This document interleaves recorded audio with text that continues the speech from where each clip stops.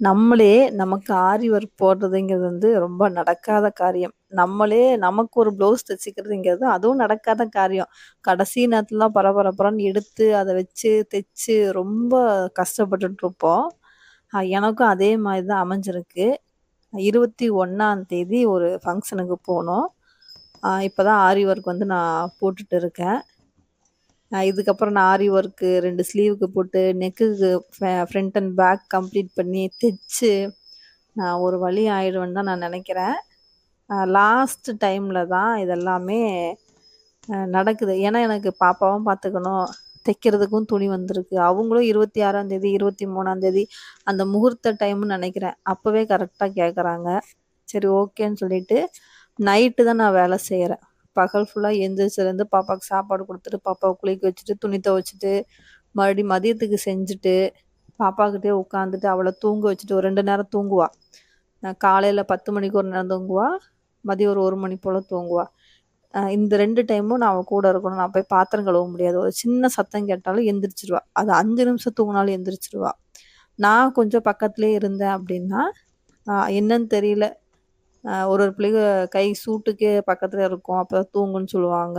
அதே மாதிரி பாப்பாவுக்கும் ஆயிருச்சு போல. நான் எந்திரிச்சு போனா, டக்குன்னு எந்திரிச்சிடுறா. தூக்கத்துலேருந்து முழிச்சிடுறா. அதனால பகல்ல நான் வந்து எந்த வேலையும் செய்யறதில்ல. அ மிஞ்சி போனா வீட்டு வேலை. அதுக்கப்புறமும் டைம் இருந்துச்சுன்னா, ப்ளவுஸ் மட்டும் கட் பண்ணி வைப்பேன். நைட்டு 10 மணி ஆயிடும் நாங்க சாப்பிடுறதுக்கு. ஏன்னா, என் வீட்டுக்காரர் வந்து கடை வச்சிருக்காரு. நேரமா சாப்பிட மாட்டாரு.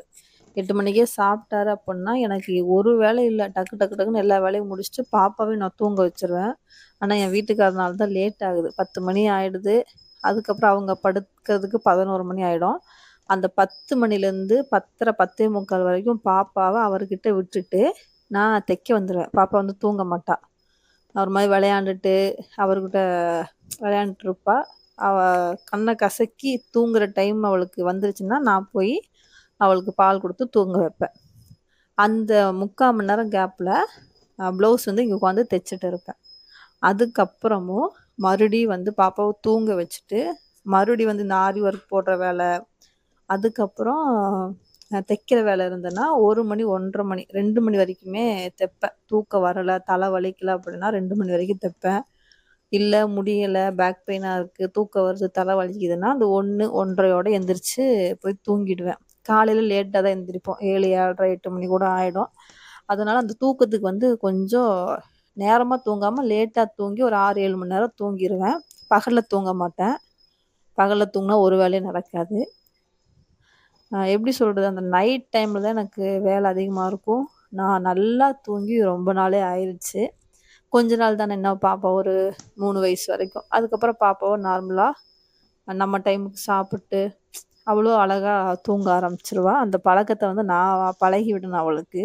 என்னோட வேலைக்காக பாப்பாவ வந்து ஒரு சில நேரம் கஷ்டப்படுத்துற மாதிரி இருக்கும். எப்படி சொல்றதுன்னா, தைச்சுட்டு இருப்பேன். பாப்பா அழுதுட்டே இருப்பா. இத முடிச்சு குடுக்கவும் முடியல, பாப்பாவும் பார்க்க முடியலன்னு சொல்லி ரொம்ப டென்ஷன் ஆயி நானும் அழுதுருக்கேன் ரொம்ப நாளா. அதுக்கப்புறம் தான் ஒரு விஷயத்த நான் புரிஞ்சுக்கிட்டேன். குழந்தை முக்கியம் எனக்கு. பாப்பா எனக்கு ரொம்ப ரொம்ப முக்கியம். காசும் முக்கியம். எனக்கு ஒரு மாசம் ரூ. 500 கிடைச்சா போதும். நெறைய துணியெல்லாம் சொல்லி தான் நான் வாங்குறேன். வந்தாலும் டைமுக்கு என்னால தைச்சு தர முடியாது. அப்புட்னா மட்டும் குடுங்க. லேட் ஆகும். 10 நாள், 15 நாள் ஆகும். அப்படின்னு கேட்டுட்டு தான் இப்ப துணிமணி வாங்குறேன். அதாவது நான் பாப்பா பிறக்காததுக்கு முன்னாடி அவங்க வந்து இன்னைக்கு குடுப்பாங்க, நாளைக்கு வேணும்னு கேட்பாங்க. டக்கு டக்குன்னு நான் தைச்சு தருவேன். ஒரு நாளுக்கு மட்டும் நான் 9 ப்ளவுஸ் தைச்சு மறுநாள் ரிட்டர்ன் பண்ணியிருக்கேன். ஒரு நாள் ஃபுல்லா தைப்பேன், மறுநாள் ஊக்கு வைப்பேன், சாயந்தரம் குடுத்துருவேன். அப்படி எல்லாமே நான் வேலை செஞ்சிருக்கேன். இப்ப அந்த அளவுக்கு என்னால செய்ய முடியல. பாப்பாவ பார்த்துக்கணும் கண்டிப்பா. நாங்க 2 பேருமே வீட்ல தான் இருக்கோம். இருந்தாலும் அவரு கடையில வந்து அவர டிஸ்டர்ப் பண்ணக்கூடாது. அதனால பாப்பாவையும் நான் வந்து கஷ்டப்படுத்தக்கூடாதுன்னு சொல்லிட்டு, இப்ப வந்து தைக்கிறதுக்கு நெறைய துணி இருக்கு. ஆனாலும் நான் தைக்கல. பொறுமையா ஒரு நாளைக்கு ஒரு ப்ளவுஸ் அப்படின்னு சொல்லிட்டு, அப்படியே வச்சுட்டு, அப்படியே மெயின்டெயின் பண்ணிட்டு வரேன். இப்ப வந்து சாரீஸும் நான் அதிகமா வாங்கல.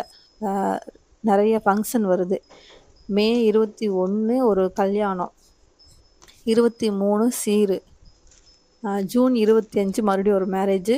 ஜூன் 8 பாப்பாவோட பிறந்தநாள். லைனாக 4 ஃபங்க்ஷன் வருது. இப்போ வந்து நான் சாரீ வந்து எடுக்கலை. கிறிஸ்மஸ்க்கு ஒன்று எடுத்து தருவார்.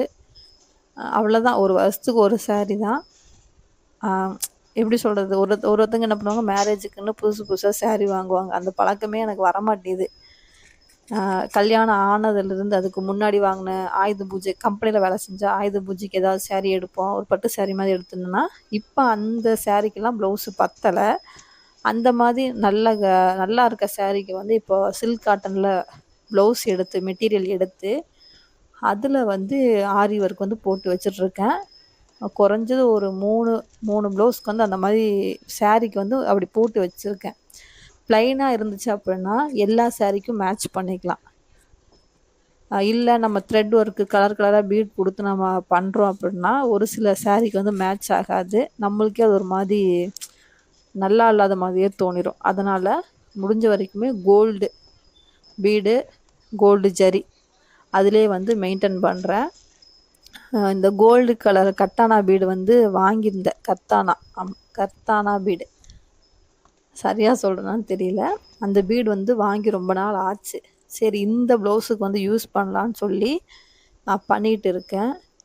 இனி வந்து மேரேஜ் ப்ளவுஸுக்கு வந்து மேரேஜ் சாரீ அந்த ப்ளவுஸு வந்து சின்னதாக போயிடுச்சு. அதுக்கும் வந்து ஆரி ஒர்க் போடணும். நெக்ஸ்ட்டு இந்த மே லாஸ்ட்டுக்குள்ளே சில்க் காட்டன் ப்ளவுஸ் எடுத்து அதுக்கும் வந்து ஆரி ஒர்க் வந்து போட்டு வைக்கணும். அதை தான் வந்து பாப்பாவோட ஞானஸ்தானத்துக்கு கட்ட போகிறேன்.